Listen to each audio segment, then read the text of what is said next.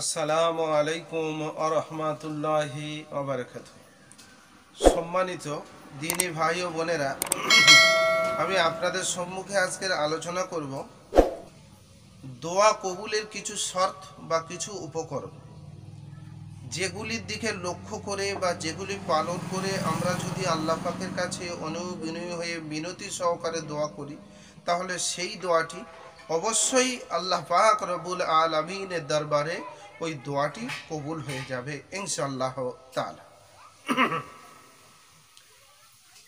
তার মধ্যে সর্বপ্রথম আমি আপনাদেরকে বলবো, দোয়া কবুল হওয়ার শর্তের মধ্যে সবথেকে ভাইটাল 1 নম্বর পয়েন্ট হলো হালাল উপার্জন করা এবং হালাল খাদ্য খাওয়া। দ্বিতীয় নম্বর হলো নেক আমল করা এবং তার ওসিলায় আল্লাহ পাকের দরবারে দোয়া করা। তৃতীয় নম্বর হলো কেবলামুখী হয়ে বিনয়ীর সাথে দুটি হাত তুলে আল্লাহর কাছে দোয়া করা। চতুর্থ নম্বর হচ্ছে আল্লাহ তাআলার সুন্দর সুন্দর সিফাতি গুণগান নামের ওসিলা দিয়ে রব্বুল আলামিনের কাছে দোয়া করা। পঞ্চম নম্বর হলো কোনো নেক কাজ আপনি করেছেন, সেই নেক কাজের ওসিলা দিয়ে আল্লাহর কাছে দোয়া করা, সেই দোয়াটা কখনো বিফলে যাবে না, আল্লাহর দরবারে কবুল হয়ে যাবে। 6 নম্বর দোয়ার শুরুতে বেশি বেশি করে হামদ এবং দরুদ শরীফ পাঠ করা এবং দোয়ার শেষেও বেশি বেশি দরুদ শরীফ হামদ পাঠ করা। 7 নম্বর দোয়ার মাঝে মাঝে বেশি করে দরুদ শরীফ পাঠ করা।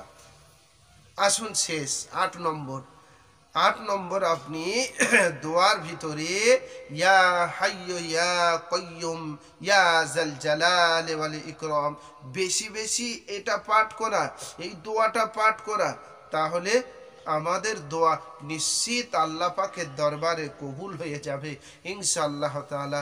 এই আশা রেখে আমি আপনাদের প্রত্যেককে বলবো, এটুকুর দিকে ধ্যান করে, এই 8টি বিষয়ের দিকে ধ্যান করে আমাদের প্রত্যেককে আমল করার দরকার।